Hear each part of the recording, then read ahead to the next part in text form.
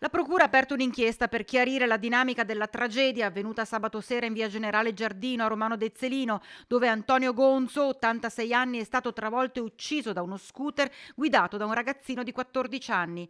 L'anziano stava tornando a casa dopo la sua quotidiana passeggiata serale.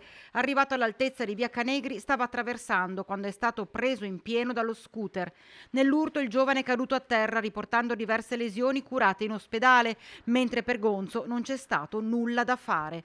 Una dinamica, dicevamo, che ora deve essere scandagliata in ogni particolare. Il minore arrivava da nord, diretto verso San Giacomo, lungo una provinciale con limite di 50 km orari, scendendo da un dosso proprio mentre l'anziano passava dalla parte opposta.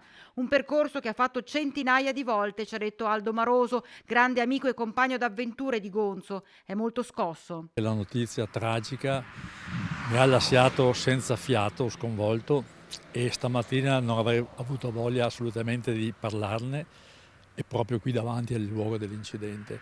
Però ho anche pensato che è immensamente giusto esprimere la mia vicinanza e quella di tantissimi amici che mi hanno chiamato in queste ore, la nostra vicinanza alla famiglia, per dire loro che ce l'abbiamo nel cuore e ce l'avremo sempre nel cuore. Gonzo viveva con la moglie in via Manin a San Giacomo di Romano. Con ogni probabilità sarà disposto l'esame autoptico sul corpo dell'86enne, conosciutissimo in paese soprattutto per la sua grande passione per lo sport. Assieme a Maroso aveva percorso nel 2001 i 12.000 chilometri in bicicletta da Venezia a Pechino, lungo la via della Seta.